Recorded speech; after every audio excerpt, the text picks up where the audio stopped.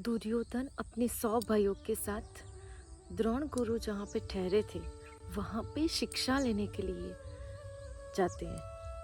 तो वो लोग अर्जुन को बोलते हैं कि गरीब तू क्या करेगा वहाँ पे। फिर शकुनी मामा बोलते हैं कि ठीक है, इनको भी आने दो, वो हमारे जूतों की रखवाली करेगा। ऐसे करके अर्जुन को भी साथ में लेके जाते हैं। 100 भाइयों और अर्जुन सब जाते हैं द्रोण गुरु के यहाँ और अर्जुन को बाहर बिठाते हैं दुर्योधन, और अपना जो जूता है वो अर्जुन की गोद में रखकर वो चला जाता है और उनको बोलता है कि ये मेरे जूते हैं, ये मेरी मोजड़ी है, उनकी रखवाली करो आप। ऐसे करके दुर्योधन अंदर चला जाता है।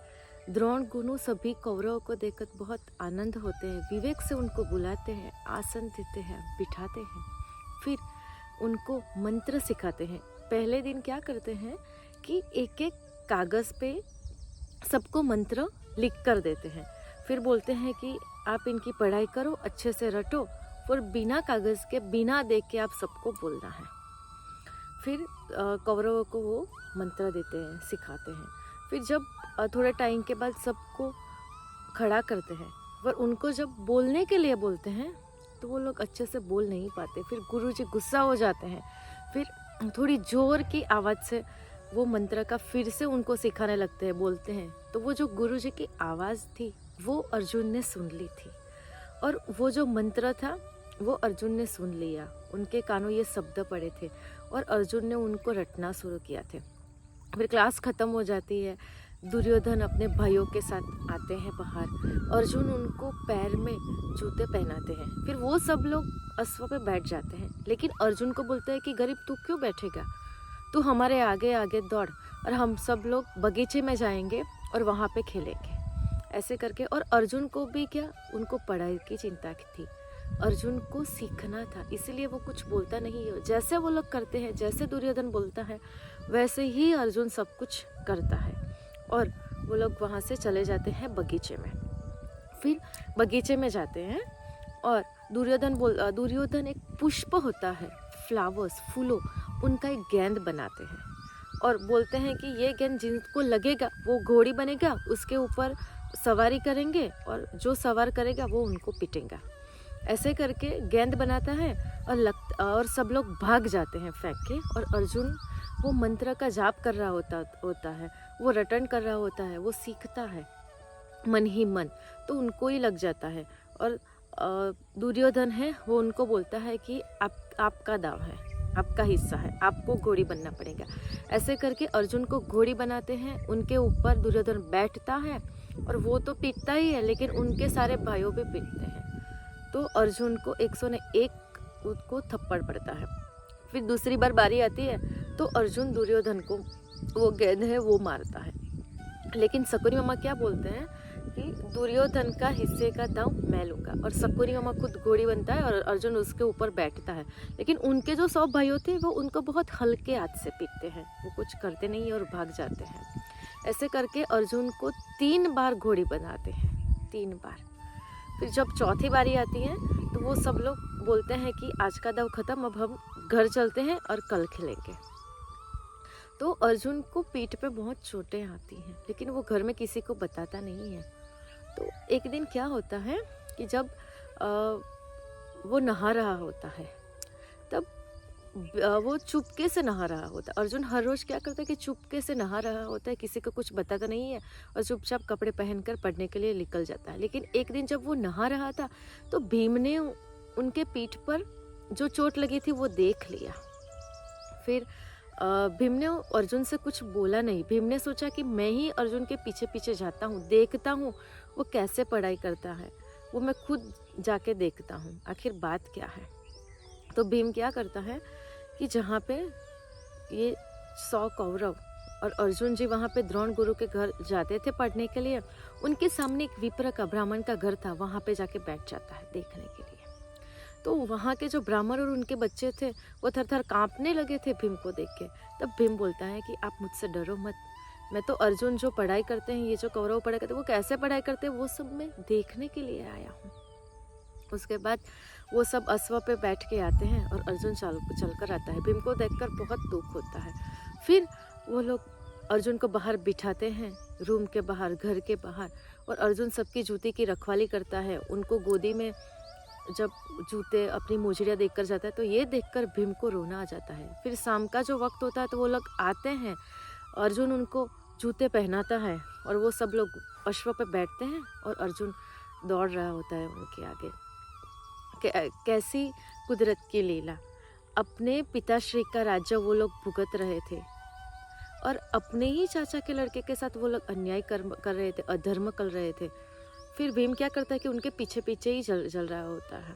तो वो लोग बगीचे में जाते हैं, वहाँ का दरवाज़ा बंद कर देते हैं, फिर वापस अर्जुन को घोड़ी बनाते हैं, उनको पीटते हैं, और जो कौरव थे वो ऊपर इमली का पेड़, पीपल का पेड़ था, वहाँ पे चढ़ जाते हैं। फिर अर्जुन रोने लगता है। तब दुर्योधन बोलता है कि ये गरीब क्यों रो रहा है। तब अर्जुन बोलते हैं कि आप लोग मुझे सब घोड़ी बनाते हो, मुझे पीटते हो, और जब आपकी बारी आते हैं तो आपको कोई मारता नहीं है, और मुझे भी हर बार, और आपका जो दाव होता है वो तो कोई और ले रहता है। ऐसे करके अर्जुन बात करता है। तब दुर्योधन बोलता है कि अगर तेरे बारे में भी कोई तेरे हिस्से का दाव लेने वाला है, कोई भाग लेने वाला है, तो उनको घोड़ी बनाएंगे, बुलाओ उनको। तो भीम जो होता है वो वहाँ पे किले पे बैठा रहता है और सब सुन रहा होता है। तो भीम नीचे उतर कर आता है। तब अर्जुन को लगा कि ठीक है, भीम भाई सही टाइम पर आए हैं। तो भीम बोलता है कि मैं अर्जुन का हिस्से का दाव लूँगा, मैं घोड़ी बनाकर। भीम को देख के वो सब कौरव जो थे वो थर थर काँपने लगते हैं। भीम बोलते हैं कि आप सब उतर कर नीचे आओ, लेकिन वो लोग उतर कर नहीं आते। फिर भीम क्या करता है कि जो इमली का पेड़ था और पीपल का पेड़ था उनको उखाड़ कर फेंक देते हैं और वो लोग गिरते हैं, चोटें आती हैं। फिर भीम ने अर्जुन को अपने कंधे पे उठाया और बगीचे के बाहर छोड़ा और उनको एक थप्पड़ लगा दिया और उनको बोला कि आप घर जाओ, फिर मैं चाचा को मिल के आता हूँ, उनके बच्चों को मरने वाले हैं, चोटें आए हैं, तो मैं जाके उनको मिठाइयाँ खाऊंगा। ऐसे करके भीम धृतराष्ट्र से मिलने जाता है और पैर पड़ता है और बोलता है कि आपके जो सारे लड़के हैं वो मान नहीं रहे थे, पेड़ से उतर ही नहीं रहे थे, तो वो सब हवा आई और वो सब गिर गए, तो उनको चोटें लगी और आप जाकर लेके आओ वरना वो सब मर जाएंगे। ऐसे बात करके भीम वहाँ से चला आता है। फिर घर आकर कुंता जी से बोलता है कि माँ, अर्जुन से पूछो आखिर इनकी पीठे पर इतनी चोटें क्यों आई है। और अर्जुन का जो कपड़ा है उन्होंने पहना है वो ऊपर कर भीम दिखाता है अपनी माता को। तब अर्जुन रोने लगता है और जहाँ पे युधिष्ठिर, भीम और उनकी माता भाइयों जब बैठे थे तब अर्जुन रोकर दोनों हाथ खड़े होकर बोलता है कि माँ मुझे पढ़ना था और वो लोग ऐसे करते थे और पढ़ाई का और कोई जरिया नहीं था, तो मैं सब कुछ सहन कर रहा था और सारी बातें बताता। और भीम बोलता है कि माँ वो तो अच्छा हुआ कि मैं गया, वरना क्या हो जाता अर्जुन के साथ। तब कुंती जी जो है वो भीम को बोलती है कि अरे वाह बेटा, तूने तो, तेरी वजह से ही आज अर्जुन जिंदा है, और भीम को शाबाशी देती है और पूरी बात बताती है। इधर 2 महीने तक जो कौरव है उनको जो चोटें आई थी वो लोग रेस्ट करते हैं, ट्रीटमेंट करवाते हैं और ठीक होते हैं। फिर जब द्रोण गुरु के पास जाते हैं सीखने के लिए वापस, तब द्रोण गुरु उनसे बोलते हैं कि अब मेरे को परीक्षा चाहिए, उसके बाद मैं आगे की विद्या सिखाऊंगा। तब दुर्योधन बोलता है कि कैसी परीक्षा चाहिए, आप बोलो, मैं हाजिर कर दूंगा। तब द्रोण गुरु जो है वो बोलते हैं कि सारे नगर में ढोल नगारा बजा के सबको बुला लो, सबको बोलो कि आप लोग परीक्षा दे रहे हो और सबको इनवाइट करो। और गांव के बाहर जो एक बरगद का पेड़ है वहाँ पे हमें परीक्षा लेनी है आपकी, ऐसे उस पेड़ के लिए परीक्षा लेनी है। ऐसे करके जो द्रोण गुरु हैं वो दुर्योधन से बात करता है। फिर द्रोण गुरु है वो दुर्योधन को बोलता है कि एक कच्ची मिट्टी का घड़ा मंगवाओ, उसमें पानी भरो, फिर उस घड़े को हवा में फेंक दो, वो ऊपर आकाश में जाएगा। उसके बाद अपने कंधे से तीर निकालो, धनुष छोड़ो, और एक धनुष से इतने सारे तीर हो जाएंगे और उससे जो बरगद का पेड़ है उसके पत्तों का, छोटी छोटी कुप्पड़ों का, उसका वेदन करो। और जैसे जो तीर थे बहुत सारे हुए थे धनुष, उसमें से धीरे धीरे करके कम होते जाएंगे और जब वापस एक तीर हो जाएगा तो अपने कंधे पे वापस ले लो। फिर वो जो घड़ा था उसको भी वापस बुला लो। तब दुर्योधन सोचता है कि कच्ची मिट्टी के घड़े में पानी कैसे भरा जाए, ये गुरुजी की बुद्धि की मति मारी गई है। ऐसे करके दुर्योधन शकुनी मामा से बात करते हैं। कर्ण भी बोलता है कि हाँ, ये गुरुजी ने क्या बोल दिया। तब गुरुजी का जो शीश है वो शर्म से नीचे झुक जाते हैं और नम जाते हैं, और वो सोचता है कि कोई कर नहीं पाएगा। इधर क्या होता है कि ये जो सभा में ये सब होता है, उससे पहले युधिष्ठिर ने अपनी माताजी से बोला था कि ये सब हो रहा है तो हमें भी देखने के लिए जाना है, हमें भी परमिशन दे दो। तो कुंती जी बोलती है कि ठीक है आप लोग जाओ, लेकिन भीम को घर पे ही छोड़ के जाओ। तब भीम बोलता है कि माँ मेरा क्या कसूर, मैंने ऐसा क्या किया, क्यों मुझे घर पे छोड़ के जा रहे हो। तब भीम बोला कि माँ मैं कुछ नहीं बोलूँगा, आप मुझे भी जाने दो। तब युधिष्ठिर बोलते हैं कि हाँ माँ इसको भी हम साथ ले चलते हैं, ये कुछ नहीं करेगा। फिर एक हाथ युधिष्ठिर पकड़ते हैं और एक हाथ अर्जुन, और आगे सहदेव और पीछे नकुल, और बीच में भीम चलता है।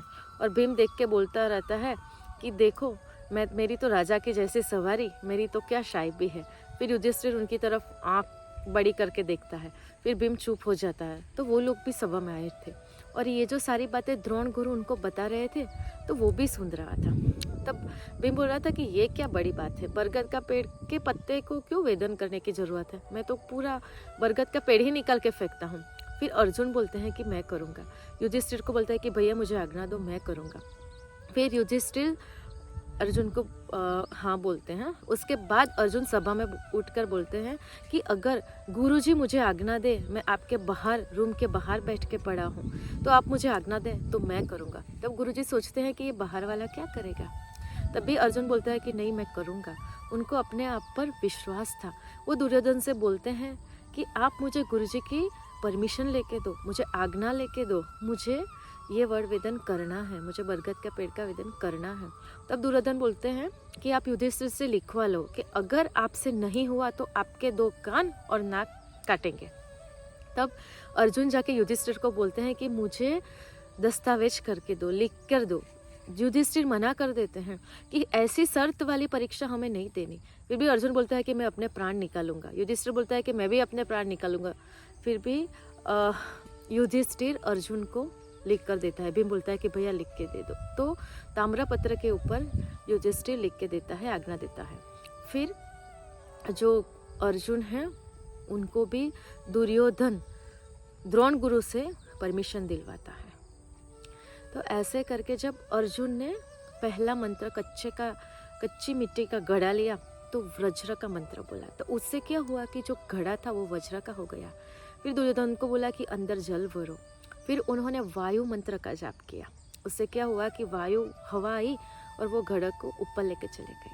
फिर उन्होंने कर्ण का, उनको धनुष जो था वो कर्ण का दिया था दुर्योधन ने अर्जुन को, वो एक निकाला मंत्र, उसके मंत्र से बहुत सारे तीर हो गए और बरगद का पेड़ वर वेदन हुआ।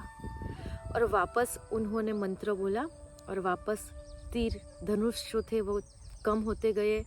फिर से मंत्र बोला तो जो भी घड़ा था वो वापस उनके हाथों में आ गया। ऐसे करके उन्होंने पूरी जो प्रोसेस थी वो ख़त्म की और सारी सभा में अर्जुन का जय जयकार गूंज उठा। दुर्योधन भी सोच में पड़ गए कि ये कैसे हो गया। वो लोग कौरव सोच रहे थे कि अभी तक तो ये सिर्फ भीम ही बलवान था इनकी टीम में, अभी तो अर्जुन भी हो गया। और गुरुजी ने उनको बहुत आशीर्वाद दिया। गुरुजी द्रोण गुरु ने उनको आशीर्वाद दिया कि मेरे जैसे 100 द्रोण गुरु के बराबर आप हो, उनको एक अकेले आप नाश कर सकते हो। फिर पूरी बात जाके कुंती जी को बताते हैं तो कुंती जी बोलती हैं कि ये जो आपने इतने सारे कष्ट सहन किए हैं उनका ही ये परिणाम है।